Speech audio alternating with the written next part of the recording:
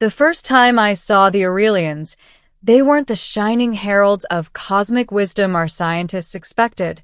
They were terrified. Their silver-blue armor shimmered under the hangar lights of Orbital Station Helios 5, but their eyes darted like prey-sensing predators. That alone should have warned us something was profoundly wrong. Elias Ward, linguist and cultural specialist, had been summoned because they claimed to need a human with adaptive disposition and unaltered genetic resilience. I didn't know what that meant.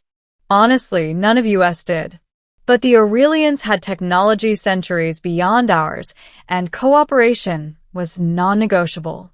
What I didn't know then, what no one could have guessed, was that their desperate request would entangle me in interstellar politics, lost dynasties, and a prophecy that pointed directly at me. And at the center of everything was Queen Lysithea, the last sovereign of a dying star system. Beginning the summoning. I had barely stepped off the transport shuttle when Commander Rios pulled me aside. His jaw was tense, his voice a low warning. Ward, listen carefully. Whatever they ask of you, don't answer right away. Their hierarchy is complicated, and they're scared. That makes them unpredictable. What exactly am I walking into? I asked. He sighed. Something about a ritual, a task, and a throne. A throne. Right. As if they'd just hand one to a human.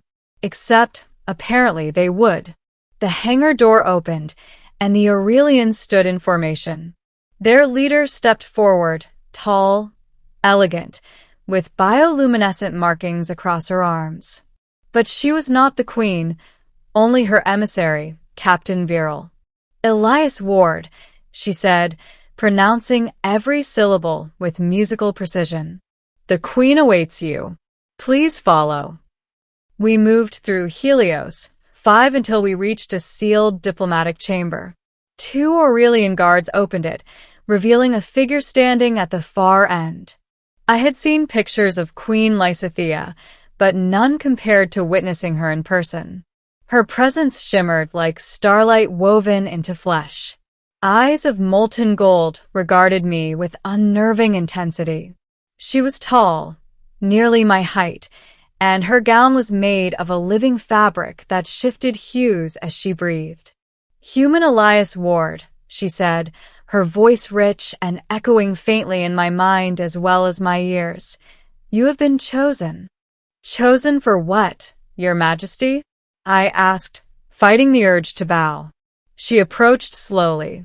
To perform the trial of continuance. Should you accept and succeed, you will take your place beside me as my bound companion. In your language, my husband. My heart nearly stopped. Behind me, Commander Rios whispered a curse under his breath. I forced my voice to remain steady. I don't understand. Why me? Queen Lysithea tilted her head. Your physiology is compatible. Your mind is unclouded. And your presence in our star charts is foretold. Foretold? I echoed. By who? She smiled sadly. By those who no longer live. Middle, the task revealed. They escorted me and the Queen to a private chamber shaped like an enormous star map. Nebula-like clouds drifted across the ceiling. The floor pulsed faintly under my boots.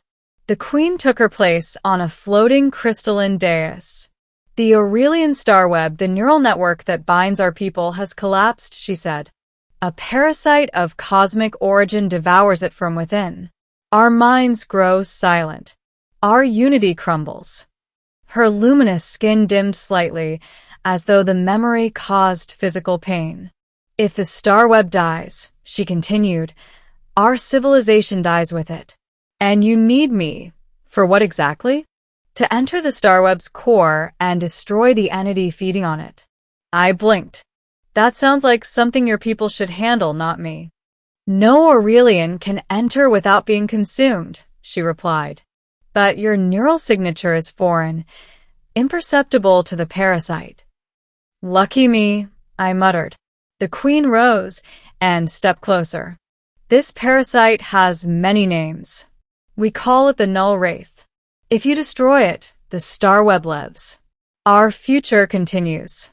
And I will be bound to you in eternal partnership. That is our ancient law. And if I refuse, then we will perish, she said bluntly. And you will return to a galaxy with one less ally and one more enemy born from our ashes. I swallowed.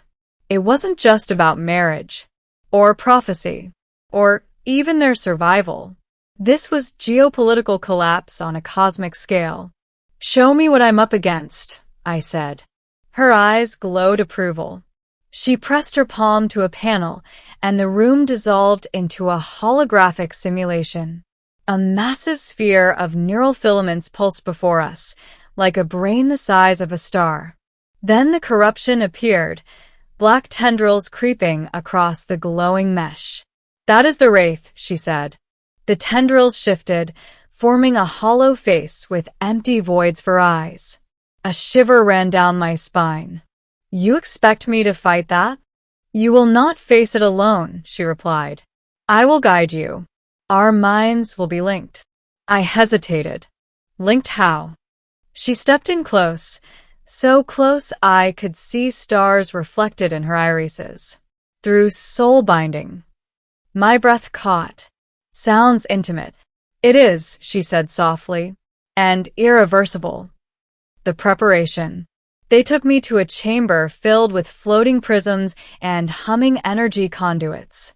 An Aurelian healer applied shimmering liquid to my temples. This will expand your neural receptivity, she said. Do not resist the sensation of unraveling. Unraveling. I echoed. Great. Queen Lysithea placed her hand over mine. There will be pain, she warned. But if you lose yourself, I will pull you back. The healer activated the chamber. Pure electrical sensation rushed through me like fire and ice braided together. My vision fractured.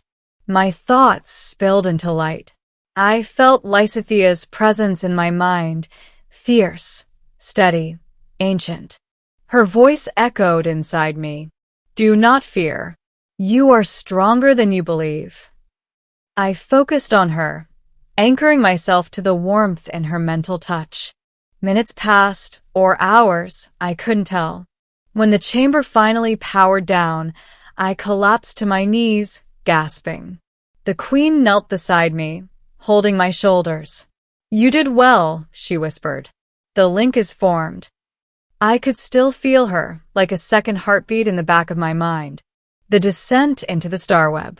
They brought me to a towering monolith pulsing like a living organism. A portal opened at its center, swirling with golden light. The Starweb core lies beyond, Lysithea said. Step with me. We entered together. Realities stretched. Sound folded. Sight shattered. Suddenly, I stood inside a massive network of glowing threads stretching into infinity. Pulses of thought and memory raced along them like lightning. But then, darkness. The Null Wraith appeared like a twisting storm of shadow, devouring threads with silent hunger. Lysithea's voice echoed in the mental realm. Stay close to me. The Wraith turned toward us.